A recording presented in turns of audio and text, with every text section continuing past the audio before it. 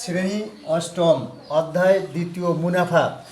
আজকের সমাধান হচ্ছে 3 নাম্বার। 30 টাকায় 10টি দরে 15টি ও 15টি দরে সমান সংখ্যক কলা ক্রয় করে কলা ক্রয়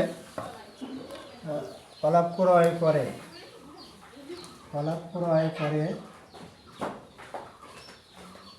করেন সবগুলো কলা 30 টাকায় 12টি দরে বিক্রয় করলে শতকরা কত লাভ বা ক্ষতি হবে। এখানে দেখো সমাধান। 10টি কলার ক্রয় মূল্য হচ্ছে 30 টাকা। একটি কলার ক্রয় মূল্য 30 ভাগ 10 অর্থাৎ 3 টাকা। তাহলে একটি কলার ক্রয় মূল্য হলো 3 টাকা। আবার 15টি কলার ক্রয় মূল্য 30 টাকা। তাহলে একটি কলার ক্রয় মূল্য 30 ভাগ 15, 30কে 15 দিয়ে ভাগলে 2 টাকা। তাহলে একটি কলার ক্রয় মূল্য হচ্ছে 3 টাকা, একটি কলার ক্রয় মূল্য হচ্ছে 2 টাকা। মোট 1 আর 1 যোগ 2, 2টি কলার ক্রয় মূল্য 3 যোগ 2 5 টাকা। তাহলে 2টি কলা কিনলাম, ক্রয় মূল্য হচ্ছে 5 টাকা। তাহলে এখন আমরা করব কি, এখন আমরা কাজ করব কি,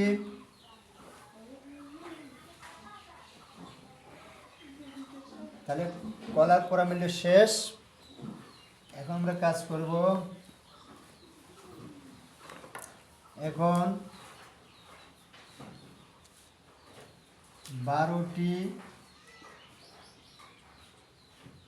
কলার বিক্রয়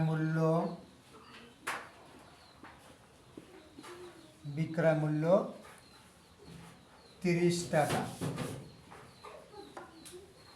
একটি কলার বিক্রয় মূল্য 30 ভাগ, তাহলে 2টি কলার বিক্রয় মূল্য 30 গুণন 2 নিচে 12, 30 দুগুণ কত 60, 12, 5 12 60। তাহলে ক্রয় মূল্য 5 টাকা, বিক্রয় মূল্য 5 টাকা। তাহলে ক্রয় মূল্য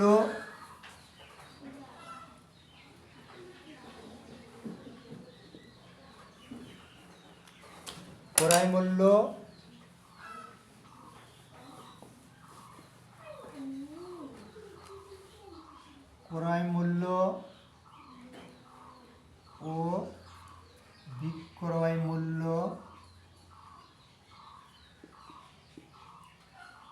সমান হয় লাভ বা ক্ষতি কিছুই হয় নাই।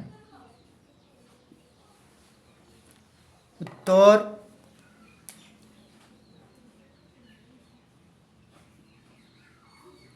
লাভ বা ক্ষতি